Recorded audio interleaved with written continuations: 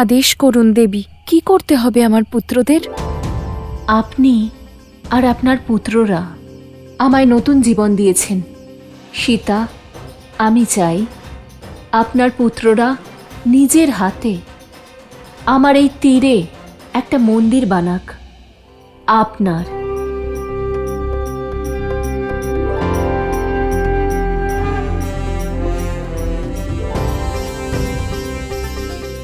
মাতা ফল্গু চাইছেন যে ওনার তীরে বনদেবীর মন্দির স্থাপন করা হোক।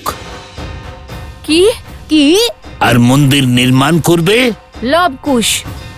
বনদেবী জয়! বনদেবী জয়! বনদেবীর জয়! ওখানে কি হলো? ঋষি অসুরী তপস্যার বলে আমার ইচ্ছা উনি জেনে ফেলেছেন। উনি আমার এই ইচ্ছা সবাইকে বলেছেন। আপনাকে ধন্যবাদ মাতা। যে ভক্তি ভরে আপনার মন্দিরে এসে আপনাকে দর্শন করবে, সে লবকুশের মতোই পরাক্রমী পুত্র লাভ করবে।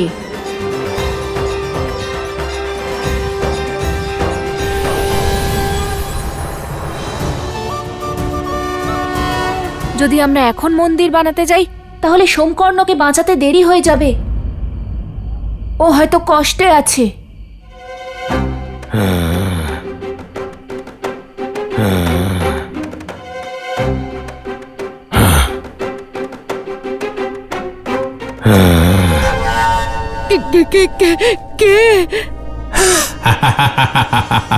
নিজেরই নাসিকা গর্জনে ভয় পেলে? আমি তো জানি তোমরা লব আর কুশের মিত্র, আর এত ভীতু। কত বছর ধরে ক্ষুধার্ত তুমি? পুরো পাত্র ফাঁকা করে দিয়েছ। আমি মূর্খ যে তোমার হাতে ধনুক দেখে তোমাকে কুশ ভেবে নিয়েছিলাম। মনে তো হচ্ছে তোমাকে এক্ষুনি ভক্ষণ করি, কিন্তু রক্তকেতু নিজের উদ্দেশ্য পূরণ করার জন্য তোমায় ব্যবহার করতে চায়। রক্তকেতু? সেই মায়াবী অসুর যার রক্তক্ষরণের ফলে মৃত্যু হয় না, বরং নিজের রক্ত বৃদ্ধি করতে থাকে ও অপরের রক্তের ওপরেই বেঁচে থাকে। তার রক্তের এক এক বিন্দু শুষে নেয়। তোমার লবকুশের শক্তি সম্বন্ধে কোনো ধারণা নেই। ওরা যে কোনো পরিস্থিতির সাথে লড়াই করে আমাকে খুঁজে বের করবে। এটাই তো চায় রক্তকেতু। লব আর কুশ যেন তাকে খুঁজে পায়, এখানে আসে।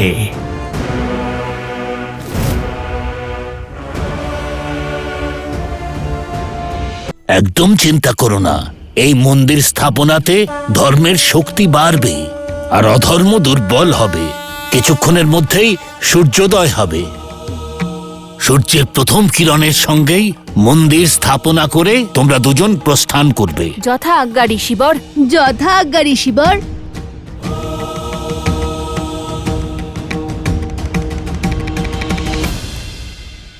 মাতা,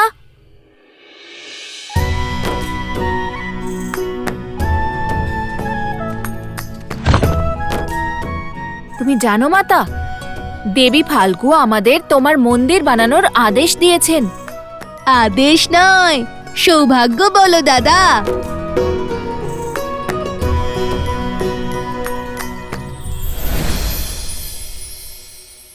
দেখো মাতা, মহারাজ জনকের তুনীর। উনি আমাদের উপহার দিয়েছেন এটা।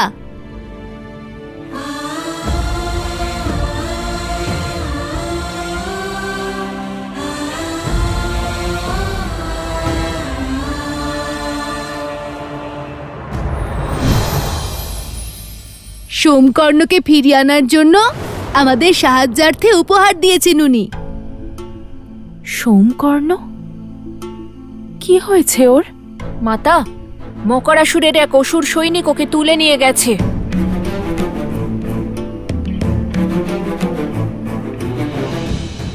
ওর সহায়তা করা আমাদের দায়িত্ব। চলো ওর সহায়তা করি। সেসবের কোনো প্রয়োজন নেই। আমি বলতে চাইছি যে ঋষি অসুরী প্রথমে মন্দির বানাতে এবং তারপর ভোরের প্রথম আলো ফুটতেই সোমকর্ণকে খোঁজার আদেশ দিয়েছেন, যাতে ধর্মের শক্তি বাড়বে আর অধর্ম দুর্বল হয়ে পড়বে। ঠিক বলেছি না ঋষিবর?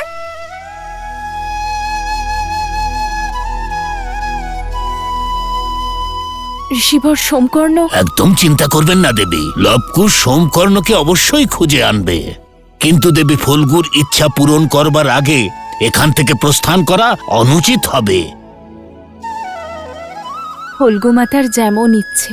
তুমি বিশ্বাস রাখো মাতা, কাল ভোরের মধ্যে তোমার মন্দিরও তৈরি হয়ে যাবে, আর আমরা সোমকর্ণকে আনার জন্য বেরিয়েও পড়ব। কিচ্ছু হতে দেব না সোমকর্ণর। একমাত্র ওই যে আমার প্রত্যেকটা কথা সম্পূর্ণ বিশ্বাস করে, না কোনো প্রশ্ন করে আর না আমার কাছে কোনো উত্তর চায়। আমার পরম মিত্রকে আমি প্রাণ দিয়েও রক্ষা করব। এবার মন্দির নির্মাণ করে ফেলি, এই কাহিনীও তো আমাকে সোমকর্ণকে শোনাতে হবে।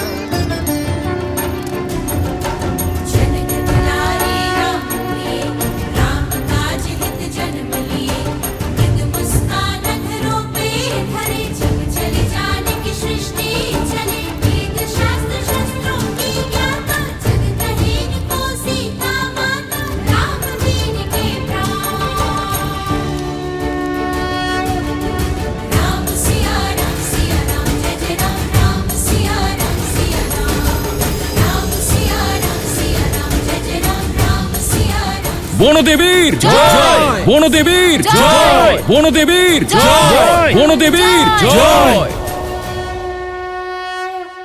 ঋষিবর, আমরা তো বনদেবীকে ধন্যবাদ জানিয়েছি, এবার ওনার পুত্রদের ধন্যবাদ দিতে হবে। আমরা সবাই ওদের কাছে কৃতজ্ঞ।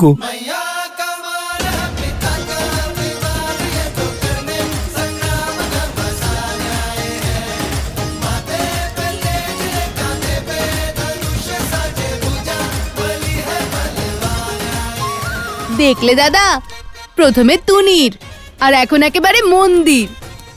মাতা কি বলেছিলেন? যে ধর্মের পথে রোদও থাকে আর ছায়াও। বুঝেছি।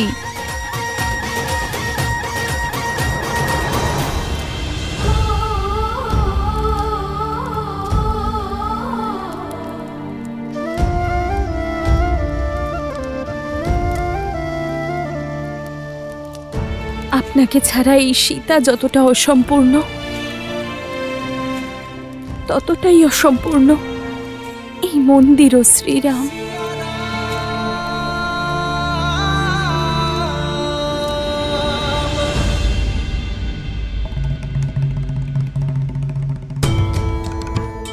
আপনার অশ্রু মুছে নিন দেবী।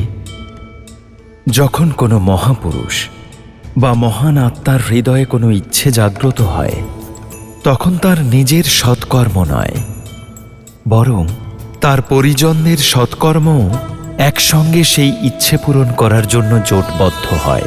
অর্থাৎ দেবী সীতার ইচ্ছা পূর্ণ হবে? কেন নয় দেবী? আগত সময়ে ফল্গু নদী এক তীর্থস্থান রূপে পরিচিত হবে, যেখানে সব ধার্মিক মানুষেরা আসবেন। আর কিছু বছর পরে বনদেবীর এই মন্দিরে শ্রীরামের এক মূর্তি স্থাপন হবে। আর ফল্গুর যেই স্থানে দেবী সীতা তপস্যা করেছিলেন, তা সীতাকুণ্ড নামে বিখ্যাত হবে। এখানে এলে পাপীদের পাপ ধুয়ে যাবে, আর তারপর তারা পবিত্র হয়ে উঠবেন। যেভাবে তপস্যা করে দেবী সীতা ফল্গুকে পবিত্র করেছেন। কিন্তু লবকুশের কি হবে? সবেমাত্র একটা বিপদ থেকে উদ্ধার পেল, আবার একটা বিপদ আসছে। দেবী, আমি আপনাকে আগেও বলেছি যে এই পরিস্থিতিতে আমাদের ধৈর্য ধরতে হবে। আর রইল সীতারামের পুত্রকে রক্ষার কথা। তাদের রক্ষার জন্য প্রথমে স্বয়ং রাজা জনক এসেছিলেন। এখন দেখা যাক এই কাহিনী নতুন কোন মোড় নেয়।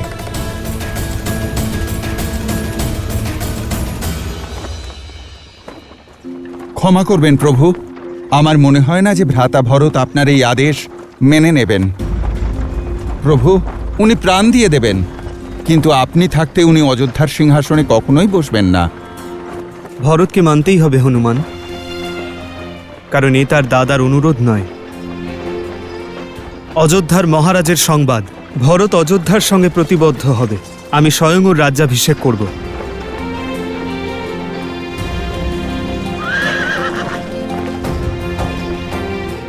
রথ থামালে কেন?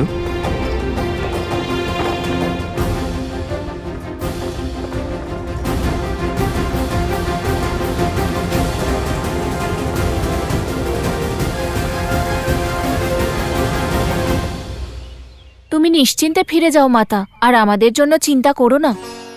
আমরা শীঘ্রই আশ্রমে পৌঁছে যাব। তাও সোমকর্ণকে নিয়ে। ঋষি অসুরী আমাদের উত্তর দিকে যেতে আদেশ করেছেন। ওখানেই পাবো সোমকর্ণকে। ও বেঁচে যাবে তো? কেন বাঁচবে না? ওকে যে ধরে নিয়ে গেছে সে মকরাসুরের একজন তুচ্ছ সেবক, আর আমরা মকরাসুরকে বধ করেছি। প্রাণ সংকট এবার ওর হবে। মূর্খ, তাই আমাদের মতো বীরদের সঙ্গে লড়াই করার দুঃসাহস দেখিয়েছে।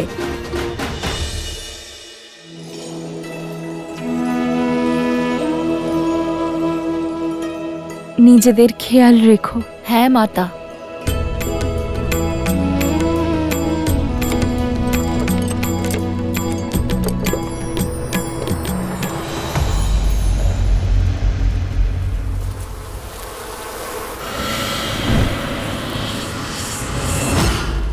আমার সন্তান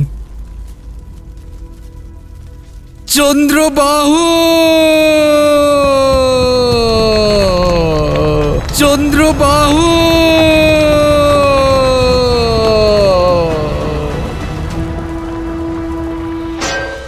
চন্দ্রবাহু, চন্দ্রবাহু, আমার সন্তান।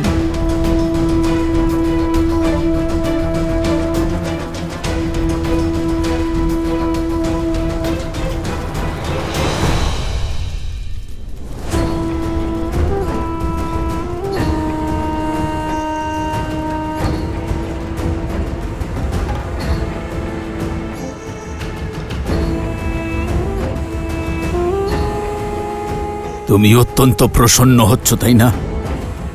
প্রসন্ন হচ্ছ নিজের স্বামীকে ছলনা করে, নিজের পত্নী ধর্ম থেকে বিমুখ হয়ে। আরে যার প্রাণ হরণ করলে তার জন্য বিলাপ করছো কেন? তুমি হত্যা করেছো আমার পুত্রের, তুমি। হ্যাঁ হ্যাঁ হ্যাঁ, আমি মেরেছি ওনাকে। আমি অপরাধী। আমি ওনাকে চোখ বন্ধ করে নিজের পিতাকে অনুসরণ করতে দিয়েছি।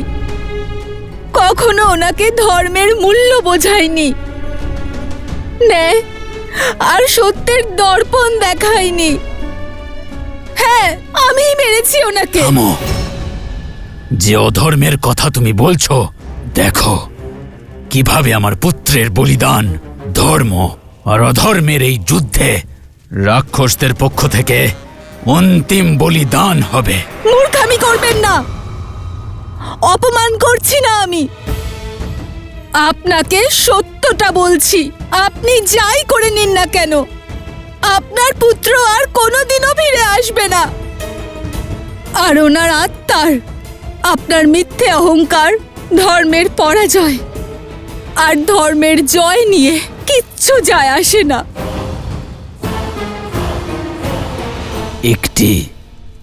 কেবলমাত্র একটি কার্য ছিল তোমার, ব্রহ্মমন্ত্রের জপ। সেখানেও ব্যর্থ হলে তুমি। এত সহজে শত্রুর কথায় প্রভাবিত হলে নিজের ধর্ম ভুলে তাদের ধর্মের গুণগান করতে শুরু করেছ। যে নিজে শস্ত্র তুলে ধরতে পারে না, সে সর্বদা নারীকে ঢাল হিসেবে ব্যবহার করে। লোক অপবাদ আর আশঙ্কার দ্বারা নারীর চরিত্রকে মলিন করে। আজ আমি পদ্মা নিজের সঞ্চিত সকল পুণ্যের দ্বারা আপনাকে অভিশাপ দিচ্ছি। যে নারীকে আপনি চিরকাল খেলনা বলে মনে করেন, সেই নারী আপনার বিনাশ করবে।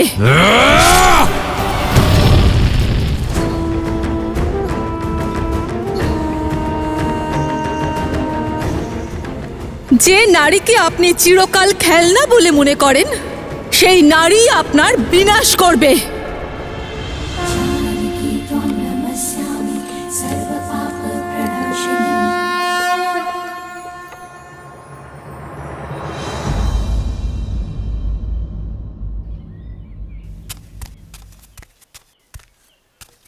কুশ, কুশ, ও হ্যাঁ, তো ধীরে ধীরে হেঁটো না কুশ, আমাদের হাতে কিন্তু অত সময় নেই।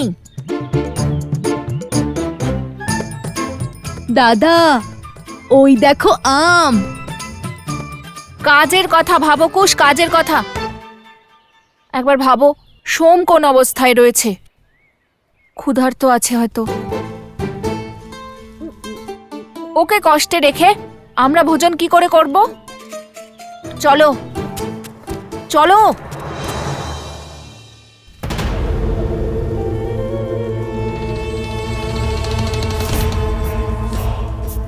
রক্তকেতু,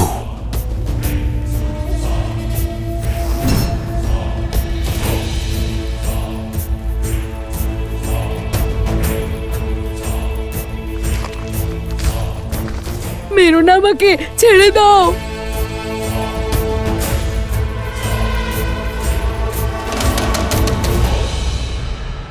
মহারাজের জয় হোক। এ যজ্ঞ কিসের সুমন্ত্র? আপনার ভাই পিতৃযজ্ঞ করছেন। হঠাৎ এই পিতৃযজ্ঞ কেন? আর্য সুমন্ত, প্রভু যে প্রশ্ন করেছেন তার উত্তর দিন।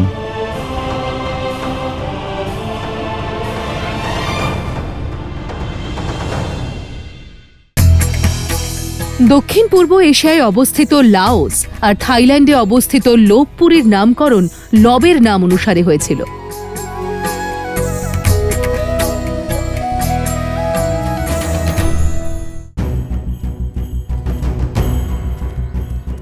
ওহো, মনে হয় ওই দিকে গেছে, কারণ অন্যদিকে তো শ্রীরামের রাজ্য বিস্তৃত রয়েছে।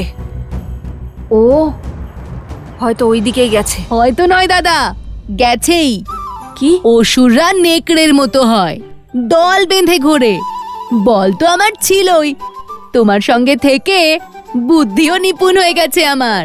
তাহলে হয়তো ওরা এমন কোনো রাজ্যে গেছে যেখানে অধর্ম বিরাজ করছে। তাহলে সেই রাজ্যের রাজাকে আমাদের হারাতে হবে দাদা। যখন ওই রাজ্য আমরা জয় করব, তখন ওই রাজ্যে তো আমাদের অধিকার হবে দাদা। কিন্তু আমরা তো ঋষি পুত্র, রাজকুমার নই। তাহলে রাজ্য নিয়ে কি করব? আমরা সেই রাজ্য শ্রীরামের চরণে অর্পণ করে দেব। চলো তাড়াতাড়ি যাওয়া যাক। এ তো অতি উত্তম বিচার দাদা, কিন্তু এখনো তো কোনো সংকেতই পেলাম না। দাদা, এটা তো সোমকর্ণর কুণ্ডল।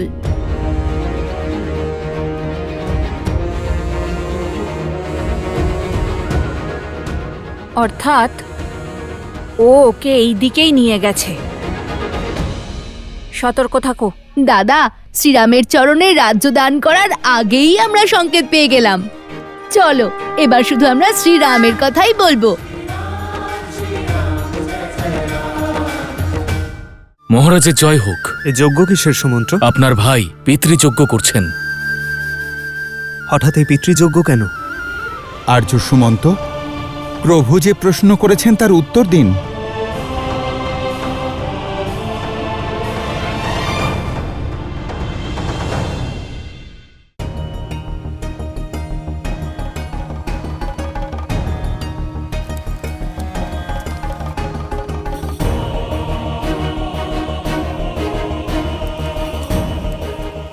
মহারাজের জয় হোক। এ যজ্ঞ কিসের সুমন্ত্র? আপনার ভাই পিতৃযজ্ঞ করছেন।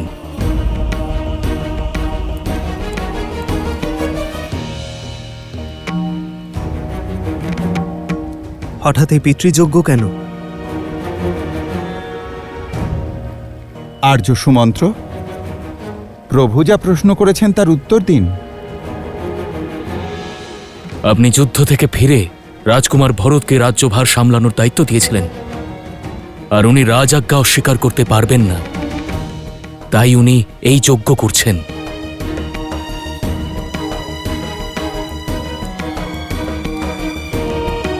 পিতৃযজ্ঞের সঙ্গে প্রভুর রাজকার্য ত্যাগ করার কি সম্পর্ক রয়েছে?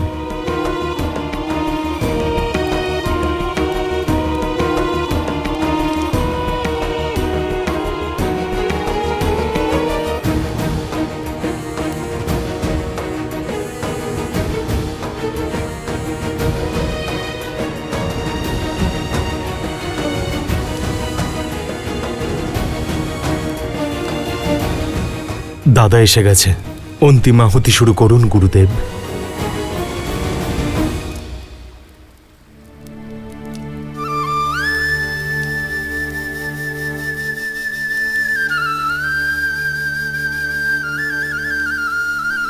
ভরতের এই সিদ্ধান্তের সঙ্গে আমার কি সম্পর্ক